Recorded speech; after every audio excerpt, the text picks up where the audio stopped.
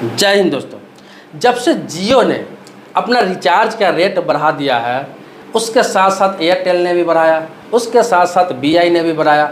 इससे क्या हुआ कि बहुत सारे कस्टमर, बहुत सारे यूजर, बहुत सारे सब्सक्राइबर, ये क्या हुआ कि सभी लोग बीएसएनएल की तरफ रुख करने लगे, क्योंकि बीएसएनएल में क्या है कि रिचार्ज सस्ता है। इनके मार्फत 50% सस्ता है, मतलब बहुत ही कम कीमत में वहाँ रिचार्ज करा सकते हैं और महीने भर का लाभ उठा सकते हैं।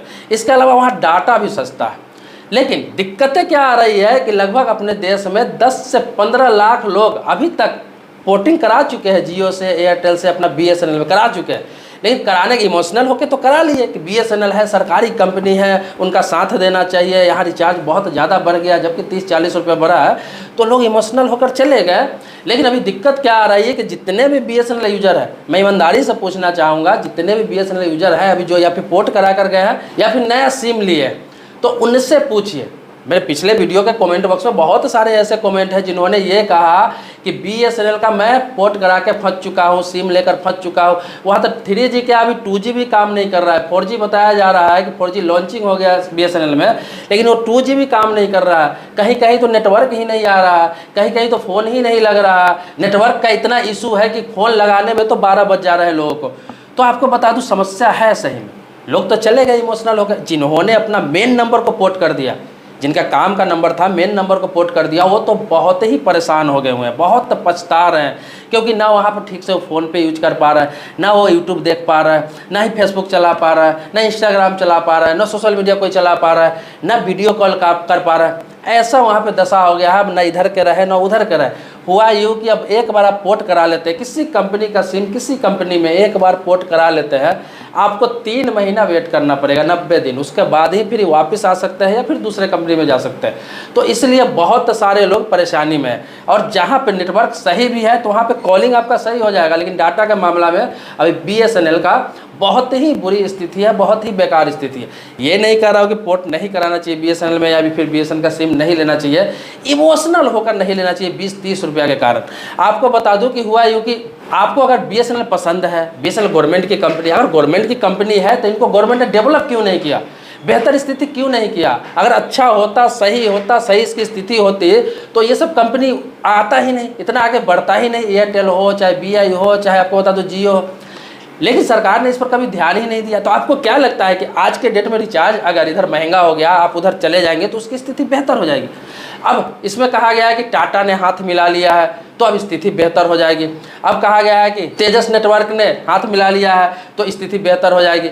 मैं आपको बता दूं कि बीएसएनएल इतने घाटे में जा रही है कि कोई भी हाथ मिला ले स्थिति बेहतर होगी, लेकिन होते होते 3 से 4 साल लग जाएगी, 5 साल भी लग सकता है। तो आपको बता दूं क्या 4-5 साल बिना डाटा यूज किए सिर्फ नेटवर्क के आधार पर आप उस सिम को यूज कर सकते हैं? क्या सिर्फ कॉलिंग से आपका काम चल जाएगा? देखिए, मैं निगेटिव पॉजिटिव की बात नहीं कर रहा हूँ, जो सच्चाई है। बहुत सारे लोग, मेरे जानने वाले बहुत सारे लोग, दसियों लोग हैं जो बीएसएनएल में पोर्टिंग करा चुके हैं, नया सिम ले चुके हैं और लेके फंस चुके हैं। मतलब कि वो पोर्ट भी नहीं करा सकते हैं 3 महीना, वो इतने पछता रहे। बहुत बुरा स्थिति है बीएसएनएल का। मैं बुराई नहीं कर रहा हूँ, जो सच है उसको बयान कर रहा हूँ और आपके पक्ष में ही बोल रहा हूँ सरकार के लिए। सरकार इसका बेहतर स्थिति क्यों नहीं कर रही कि लोग सरकारी कंपनी की तरफ जाए, बीएसएनएल की तरफ जाए? अब बता दूँ, चलिए आपने ले लिया या करा लिया, या आपका पर्सनल मैटर है, चल भी रहा होगा चलाइए, नहीं चल रहा होगा फिर पोर्ट करा लीजिए दूसरे कंपनी में। आगे हो सकता है कि 1-2 सालों में बेहतर स्थिति हो जाए बीएसएनएल का, और हम लोग की जिम्मेवारी है कि हम उसका बेहतर स्थिति करें। बीएसएनएल का सिम एक रखिए, लेकिन अभी एक्स्ट्रा में रखने लायक है। आप मेन नंबर को कर लेंगे तो बहुत बुरे तरीके से फंस जाएंगे, क्योंकि हर चीज़ डिजिटल है, हर जगह आपको दिक्कत आएगी। कहीं ओटीपी निकालने में दिक्कत आएगा, कहीं फॉर्म भरने में दिक्कत आएगा, कहीं पर कोई फ़ोन पे करने में दिक्कत आएगा, आपको यूपीआई करने में बहुत सारी दिक्कतों का सामना करना पड़ रहा है। तो एक्स्ट्रा में आप रख सकते हैं, ज़्यादा कस्टमर होगा उसका तो अच्छा हो सकता है, स्थिति हो जाए। अब आते हैं, आपको बता दूँ कि देखिए, अब जो स्टारलिंक की बात करने जा रहा हूँ, एलन मस्क जो है वो स्टारलिंक उनका एक नेटवर्क है, जो आपको बता दूँ जो बिना किसी वायर के, बिना किसी डिवाइस का काम करेगा, जिसे हम स्काई नेटवर्क कहते हैं। तो वो समझिए ब्रह्मांड में काम करेगी। ये जो है आपको अमेरिका जैसे देशों में, ब्रिटेन जैसे देशों में लॉन्च हो चुका है। इसमें कोई डिवाइस की कोई ज़रूरत नहीं है। आपके पास मोबाइल है, आपके पास लैपटॉप है, तो कहीं से भी इसको कनेक्ट करके, जैसे कि आप ऐसी जगह पे जा रहे हैं, कहीं पहाड़ी में जा रहे हैं, कहीं ऐसे समुद्र में जा रहे हैं जहाँ पे नेटवर्क नहीं रहता है, अभी भी नेटवर्क कहीं नहीं रहता है, और आपको डाटा चलाना है, तो उसमें क्या है कि एक छोटा सा एक बिल्कुल ब्लेड की तरह एक डिवाइस होता है, ब्लेड की तरह वो रहता है, आपको पास में रखना है। अब 10 लोग हैं, 15 लोग हैं, 20 लोग हैं, कहीं पर एक जगह पे रख दिए उसको और सारे लोग कनेक्ट करके अब डाटा हाई स्पीड में, उसको 5G नहीं, 6G नहीं, 10GB कह सकते हैं, इतना हाई स्पीड में आप चला सकते हैं बिना किसी नेटवर्क का।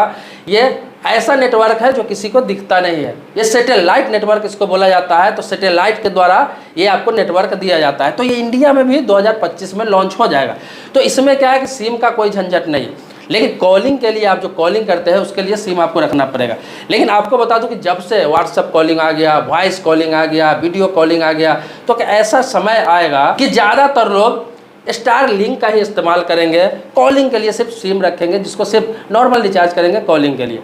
तो आपको क्या है कि 2025 में हो सकता है 2025 के स्टार्ट में हो, मिडिल में हो या फिर लास्ट में हो, लेकिन 2025 तक इंडिया में भी आने की संभावना है, क्योंकि सरकार ने, भारत सरकार ने भी इसकी मंजूरी दे दी है।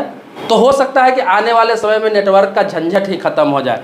तो आपको ये समझना चाहिए चीज़ों को कि दुनिया इतना डेवलप कर रही है, इतना आगे बढ़ रहा है, एलन मस्क जैसे लोग भारत में ला रहा है अपना सैटेलाइट नेटवर्क, लेकिन हमारे देश का जो सरकारी कंपनी है BSNL, उसका दुर्गति देख कर तरस आता है। सिर्फ उसका सिम ले लेने से उसका स्थिति नहीं सुधर जाएगा, सिर्फ उसके प्रति इमोशनल हो जाने से उसका स्थिति नहीं सुधर जाएगा। उसके कर्मचारी को जाकर देखिए आप उसके कर्मचारी, किसी भी BSNL ऑफिस में चले जाइए, उसके कर्मचारी जो काम करने वाले हैं, उसके जो स्टाफ है, वहाँ हालात देखिए, वो किसी के सुनते नहीं हैं, वो अपने मन का काम करते हैं, वो सिर्फ वेतन लेने से मतलब रखते हैं। और वही प्राइवेट सेक्टर के आप चले जाइए किसी भी कंपनी के ऑफिस में, वहाँ देखिए, वहाँ ओवर टाइम काम करते हैं, कितना एक्टिव रहते हैं। ये चीज़ का डर रहता है कि अगर मैंने सही से काम नहीं किया तो मुझे निकाल दिया जाएगा।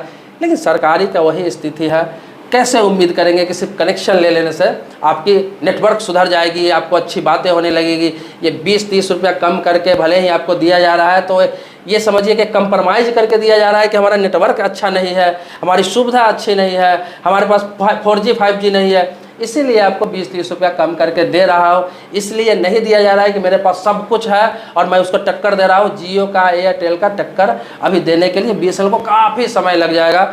ये कब हो सकता है? जब सरकार अगर एक्टिव हो जाए, सरकार इस पर पूरा फोकस कर दे, सरकार ये सोच ले कि सरकारी एक कंपनी है, सिर्फ एक ही है BSNL, और संचार के क्षेत्र में इसको ऐसा नेटवर्क करना है कि सारी प्राइवेट कंपनी इसके पीछे रहे और ज़्यादा से ज़्यादा सब्सक्राइबर, ज़्यादा से ज़्यादा कस्टमर हमारा हो और कम से कम कीमत पर लोगों को नेटवर्क और डाटा उपलब्ध कराए। तो दोस्तों, आपसे ही पूछना चाहूँगा कि आपके पास BSNL का सिम है या फिर कोई यूज कर रहा है आपके जानने वाला, तो आप एक्सपीरियंस बताइए ईमानदारी से, क्या वह जियो का जैसा है या एयरटेल का जैसा है या BI का जैसा है? नहीं है भाई साहब। आप सिम रखिए BSNL का और उसको प्रमोट करिए। एक्स्ट्रा में, मेन में रखेंगे आपको ही परेशानी होगी। आपको परेशानी से बचने के लिए कह रहा हूँ, क्योंकि बहुत सारे लोग मेरे पिछले वीडियो के कमेंट बॉक्स में इतना कमेंट कर रहे हैं। मैंने BSNL के बारे में वीडियो बनाया था, इसके सिम के बारे में, इतने लोग, मतलब 90% कमेंट ऐसे, आप उस वीडियो में जाकर देख सकते हैं। उस वीडियो का लिंक भी डिस्क्रिप्शन में डाल दूंगा कि आप बता रहे हैं BSNL के बारे में, मेरे पास तो सिम है, नेटवर्क काम नहीं कर रहा है, किसी का डाटा काम नहीं कर रहा है, कोई पोर्ट करके फंस गया हुआ है, कोई नया सिम लेकर फंस गया हुआ है। सभी लोग बोल रहे हैं कि मैं तो पूरे तरीके से फंस गया हुआ है, मुझे इसलिए वीडियो बनाना पड़ा ये सफाई में, ताकि बाकी और लोग हैं अपना स्वेच्छा से जा सकते हैं, दूसरे मकसद से सिम ले सकते हैं, दूसरे मकसद से पोर्ट करा सकते हैं। लेकिन आप एक बेहतर नेटवर्क के आशा लेकर जाएंगे तो अभी फ़िलहाल वर्तमान में वैसी स्थिति नहीं है, आगे चल के हो सकता है, क्योंकि इतने सारे बजट भी गए, किसी भी बजट में भी BSNL के लिए किसी प्रकार की कोई घोषणा अभी तक नहीं की गई है, न की जाती है। कैसे लोगों का उम्मीद होगा? सरकार का तो ध्यान ही नहीं है इन चीज़ों पर। दोस्तों, मेरे चैनल पर नए हैं, पहली बार आए हैं तो चैनल को सब्सक्राइब कीजिए, बगल में बेल घंटी है उसको भी दबा लीजिए। लेकिन पुराने सब्सक्राइबर रहते हैं, इसके लिए कोटि-कोटि धन्यवाद देता हूँ, आभारी हूँ आपका। मिलते हैं नेक्स्ट वीडियो में एक नए मुद्दे के साथ, तब तक के लिए शुक्रिया, धन्यवाद, जय हिंद दोस्तों।